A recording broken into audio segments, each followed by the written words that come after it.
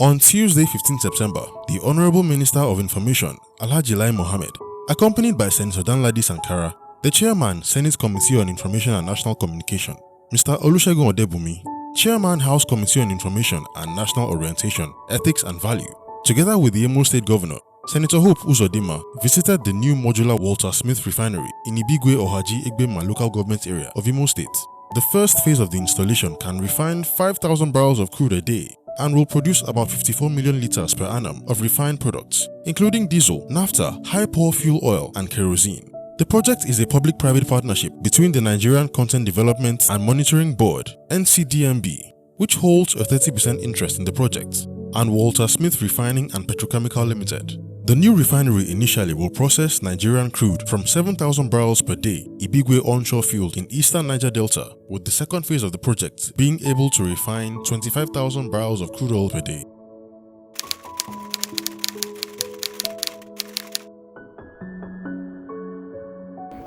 The closing remarks of Mr. President, when we finished our retreat, was that this government is doing enough. Go out there and blow your trumpet. That was about 4 days ago. I'm glad we are here today, blowing our trumpet. Yes, you may ask, what is trumpet we are blowing? We are blowing the trumpet because we have created the enabling environment for this project. Not only are we 30% investors, but as the chairman said, we're not the kind of investors that we put money and we run away. No, we put money there and we put our mouth there. And we are helping this company to ensure that all necessary permits, all necessary regulations are obtained. So what we are doing today, we are celebrating not just Waltersmith, we are celebrating the partnership between the NCDB and Waltersmith. And of course, I'm proud that we have the governor with us here, we have the members of National Assembly with us, we have other people with it, because we can show Nigerians that while every government has been talking about a modular refinery, no government has succeeded in realizing the dream of modular refinery. I'm sure before many of you came here, you do not even know what a modular refinery is. What it means that this small refinery, you can add more and more to it until it becomes a big one.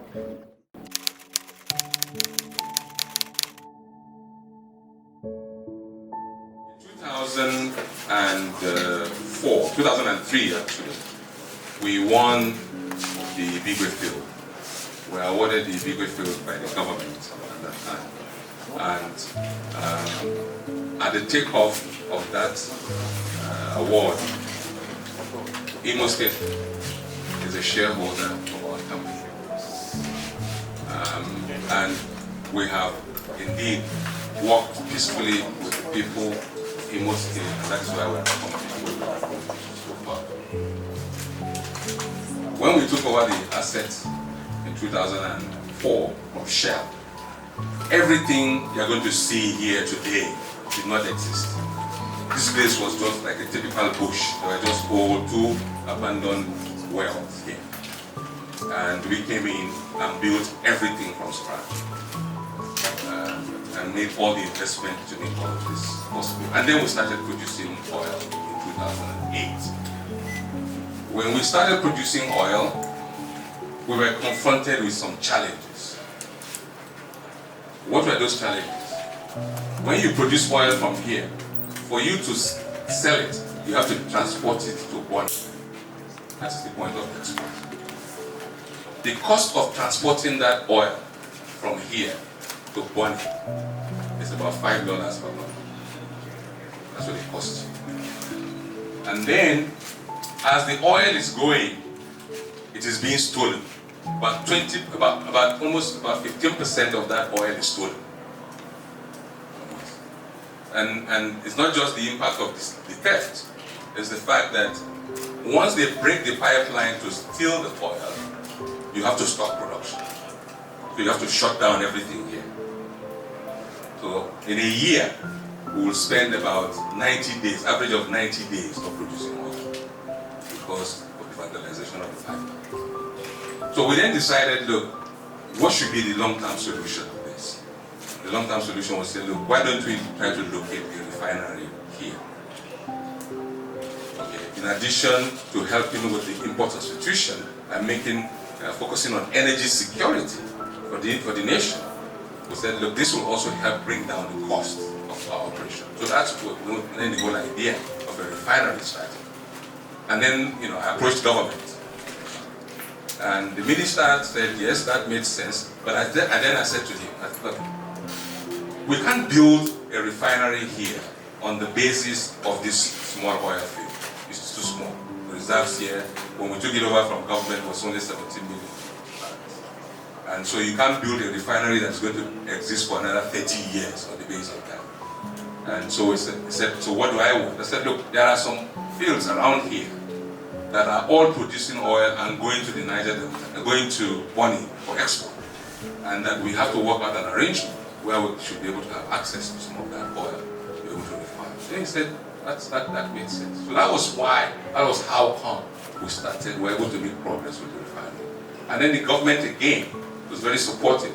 Then introduced NCDMB to us when we were trying to raise the money to do the development.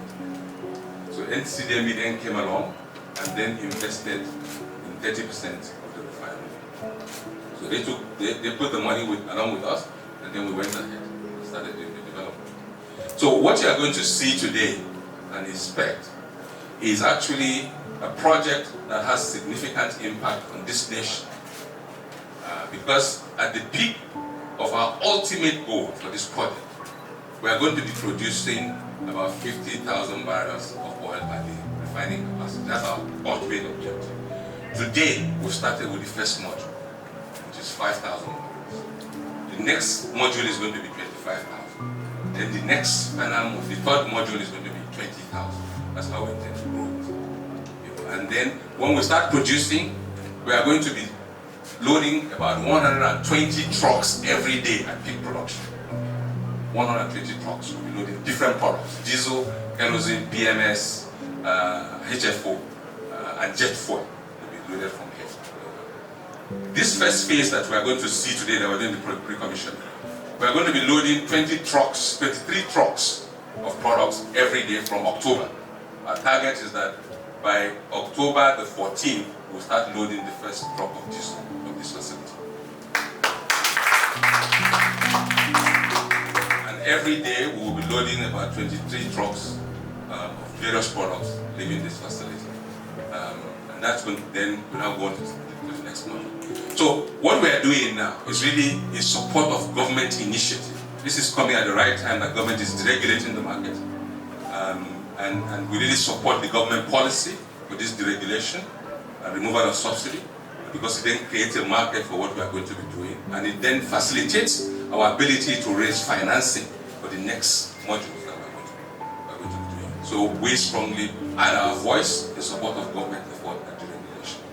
The second thing is that this project has significant impact on job creation, because we are now going to be creating a lot of jobs, direct and indirect. I just mentioned to you the sheer number of people we're going to have, the trucks that will be coming out of here, and the socio-economic impact on the environment.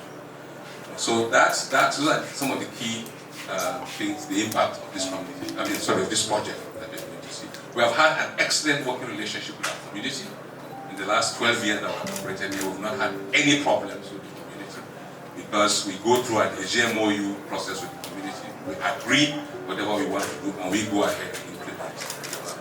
So we've had a very peaceful experience, and we're more than glad to become major investors in Imo State, and we see ourselves continue to invest in different things in Imo State.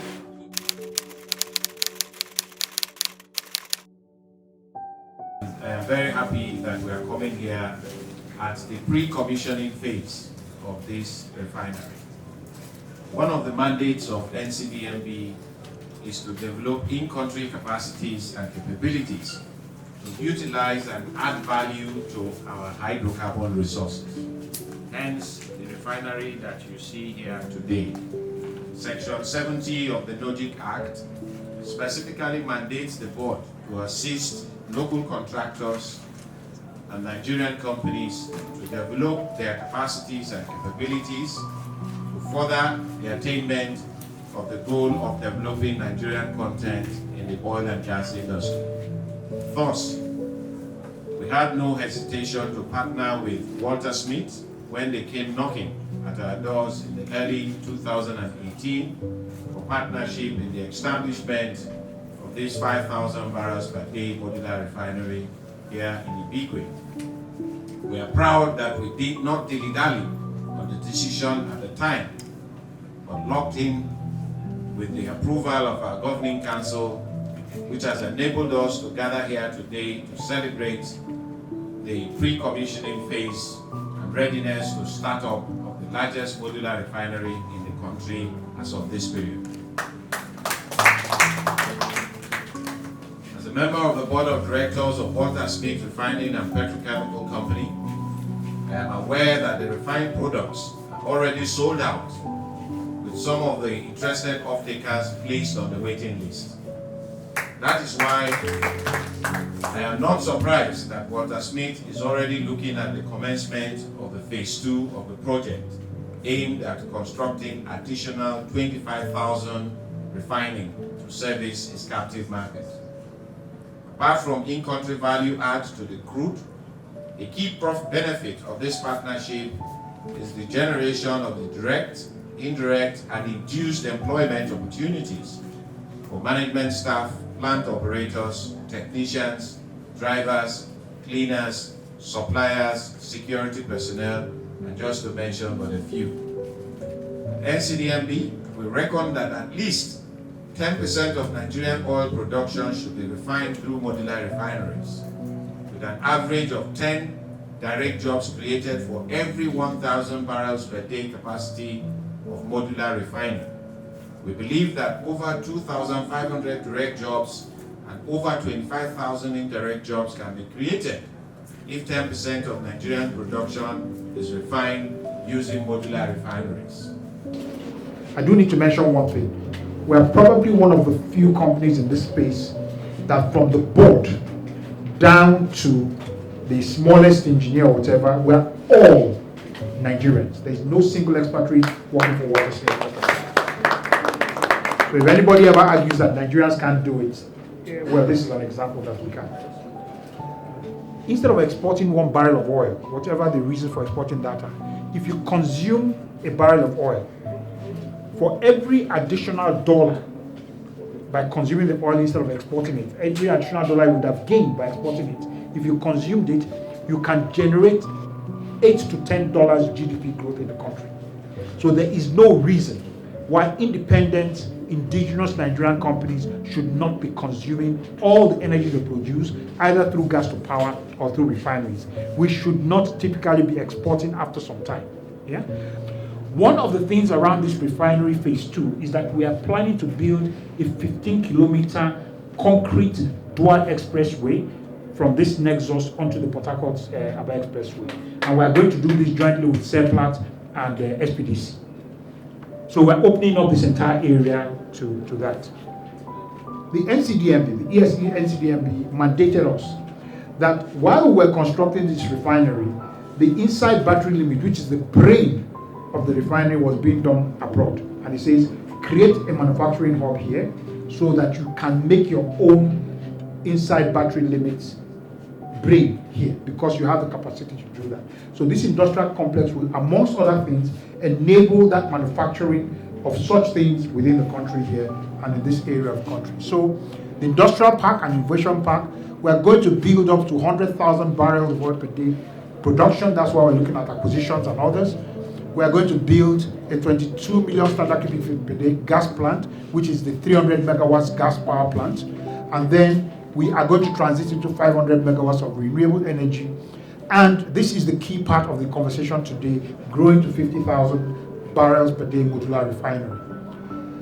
This is what the refinery looked like when we did the groundbreaking in October of 2018. What you're going to see, this is what it looked like. So it was just red earth, yeah? And then construction started. And this is what the construction site looked like in May 2020, before the coronavirus really hit us. By that time, we were at 98% completion, with a lot of the storage tanks and tank farms, even the loading bays. A lot of things were completed here, and the ISBL unit, which was installed in not Nigerian record time, but world record time, 13 days from beginning of installation to the end, which the people who actually did this installation, Viewers and Lambert, said was a world record. Please note that the people who were doing this installation were mainly Nigerians. With NCDMB, we're doing a technical skills acquisition program. I'm sure a lot of people in the community have already received letters asking them to submit the names of their graduates for us to pick 80 persons for the first phase to train them not as technicians or as welders, but highly skilled professionals. One of the challenges we see is that every time the community says hire us, we look at the CVs, they go in for an interview, they don't do very well. So we have to give them an advantage because we operate in that area.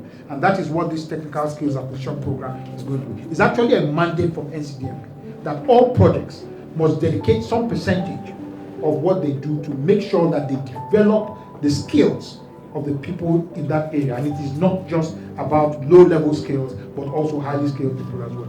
So that is where we're going, and this will be kicked off this year. It's not a long-term, projection.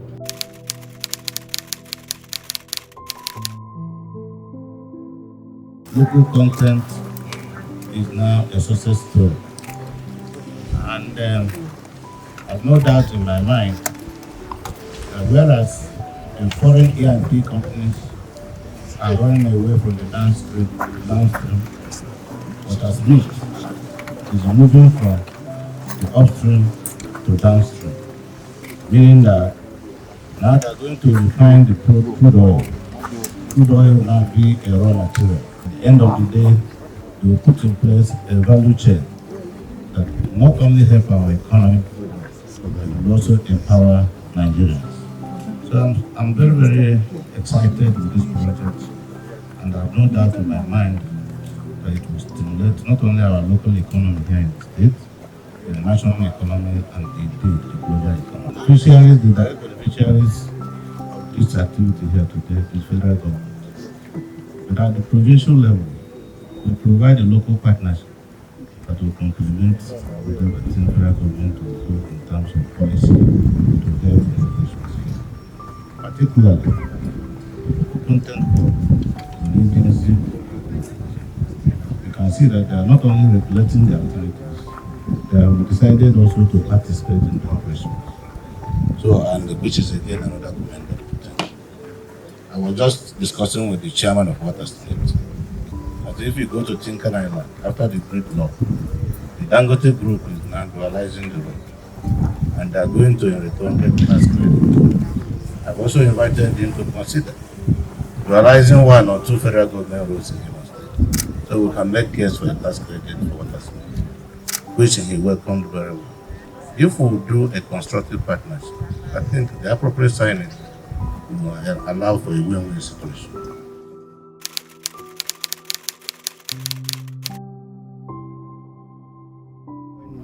The federal government said that rather than have these huge mega refineries, why don't we get Nigerians to invest in modular refineries?